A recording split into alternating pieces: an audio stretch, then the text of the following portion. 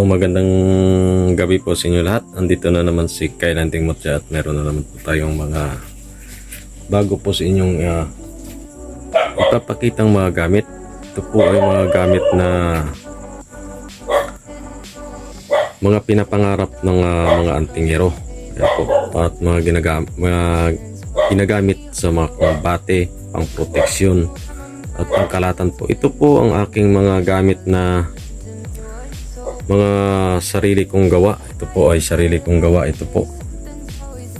Yan po. At ito po ay aking binibigay sa aking mga ginagamot. Ayan po. Ito ay subok na sa kanila at kumpleto po ang karga niyan. Nandyan na po lahat. Ilagay na po natin ang mga gamit niyan. Ito po ang paksa po natin ay yung mga pinapangarap ng mga antingerong gamit. Ayan po. Ito po ay mga antik na gamit. Ito po ay binigay sa akin. Ayan po. Sa antike po. Ito po ay nandito lahat yung mga uri ng mga zodiac sign. Ayan po. At nalinis na po natin at napaganda. Ayan po ang lumabas. Gumanda na po ang kanyang itsura. Ayan po. Yung ating mga antik. Ito po ay mga minana pa to. Salin-saling lahi. Ito ay binigay sa akin nung sa una kong video na mga antigong gamit. Ayan po. At ito naman po yung aking minana din po sa aking maestro. Ayan po. Yan po yung aking minana sa aking maestro. Made in Thailand ito. Ayan po. Maestro Arnel Lanot. Ayan po. At ito naman po ang galing sa aking kakilalang taga Naluok. Ayan po. Mga kandilaryo po. Ayan, shout out sa'yo anong Toto. Bigay niya sa akin ito. Ayan po, matagal din po itong gamit na. Sinusubukan kong ayusin kaso lang matigas. Ayan po. Gusto ko sanang lagyan ito ng wakan kaso lang matigas Ito ay mga minana rin po ito sa mga kanunuan nila. Ayan po. At hiningi natin po at nilimos po natin sa kanila. Ayan po at hindi naman nagdadalawang isip na ibigay agad sa atin. Ayan po ay mga gamit pa ng kanilang mga kanunuan din po ito. Ayan po. Ito naman po yung ating tsa ng tawagin sa amin dito. Yan ay yung maliliit na suso sa ilog. Ayan po. Yung sisi. Ayan po. Parang sisi po siya. Ayan po. Galing po ito sa Mindoro. Binigay naman po sa akin ito ng kaibigan ko sa Mindoro. Ayan po. At ito naman po yung bigay sa atin ng ating maestro doon sa Mindoro din po. Yan po. Napakaganda po ng mga gamit.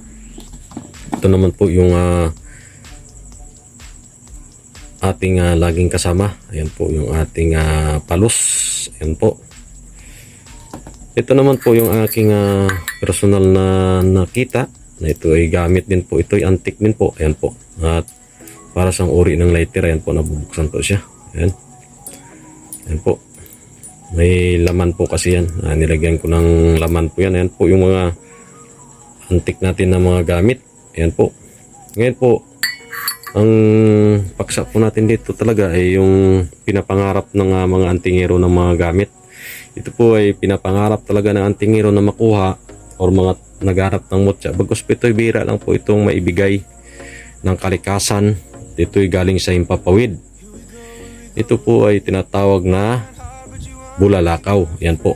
Ito po yung ating bihira lang po itong makuha at ito po ay talagang legit. Ayan po. Legit po talaga yan. Ayan po.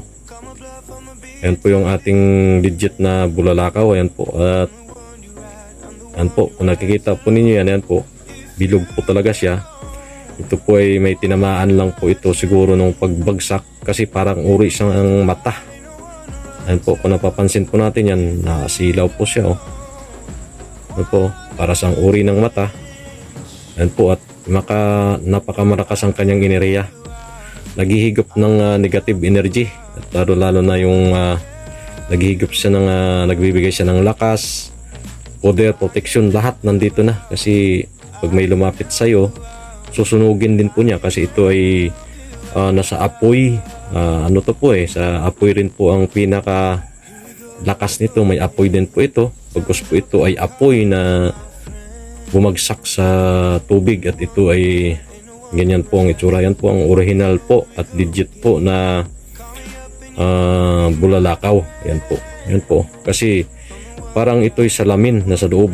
Para pong black diamond po siya. Yan po. Yan po. Talagang legit na legit po yan. Talagang yan po yung itsura ng ating bulalakaw. Yan po. Bilog na bilog. Kaso nga lang po, ito po ay nagkaroon ng isang uri ng mata. Ayan po. Kung napapansin nyo po yan, ayan po yung gabay niya. Oh. Ibon. Ayan po yung muka. Ayan po yung muka niya. Oh. May mata yan. May bunga nga. Saka may ayan po, may parang may balbas siya. Pero isa sang uri ng ibon yan eh. Kasi kung napapansin po ninyo yan, may ibon po yan. Ayan po yung ibon. Ayan po yung mata ng ibon. Oh. Ayan oh. Ayan po, parang ibon po siya na depende lang po yan sa tingin din ninyo. Kasi sa akin, ibon talaga ito. Kasi nakita ko na ang gabay nito. Nagpakita na sa akin sa panaginip yung ibon. Ayan po, at talaga naman po na pinapangarap po talaga ito ng mga antingero at saka mga nagmumutya. Bagkus po ito ay bihira lang po talaga itong maibigay. Siguro kung ipapasuri natin ito ay talaga pong legit po ito na bulalakaw. Hindi ko pa ito pinapasuri sa ano po sa mga tawag nito, yung mga nagatingin po ng mga uri-uri ng mga bato o may halagang mga bato. Yan po, tingnan po ninyo yan. Ayan po, parang salamin po yan. Ayan, ayan po, ayan, parang may salamin. Uri siya ng mata. Nagkaroon po siya ng mata dyan. Ayan po.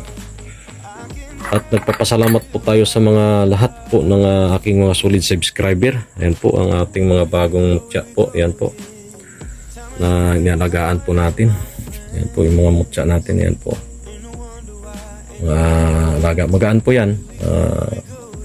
Ito ay pinamana din po sa atin ng ating kaibigan na taga Mindoro. Hindi ko pa naayos, hindi ko pa nalagyan ng beads. Ayan po yung itsura ng ating bungo ng kalikasan. Ayan po, yan po yung uri ng bato pero napakagaan po yan.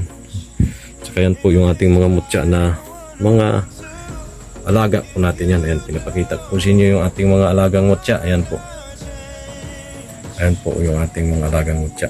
Ayan. At sana po ay nasa mabuti po tayong kalagayan sa ngayon. At ito pong aking pinapakita po sa inyo para po mayroon po kayong kaalaman. Kasi bagos po ang mutya ng mga mutya po natin, ilagaan po natin. Ayan po, at yung mga pinamana po sa atin alagaan po natin yan. Ayan po, napakaganda po niya ng binigay sa akin. No? Ayan po, binigay po sa akin yan. Napakaganda. Ni Kuya Master Arnel Lanok. Ayan po, kapatid yan ni Supremo Bagwis. Ayan po, aking subscriber na taga-Antique na security guard sa pawn shop na si Hemeno po siya na nag-meet kami noon nung Martes. Nag-usap kami at nabahagian ko nga siya ng mutya niya. Yun, at sana makatulong sa kanya. Bagkus po siya isa po siyang magiting na security guard po natin, security officer po natin. Andun po siya. Nawa po lagi siyang ligtas. At God bless you all sa lahat. At mag-iingat tayo sa lahat. At lagi po tayo magdarasal. Sinasabi ko nga sa inyo, ang pagdarasal ay number 1 na gamot sa lahat sa ating katawan, na physical at spiritual. Lagi po tayong tumawag sa Panginoong Jesucristo na siyang buhay na bumaba at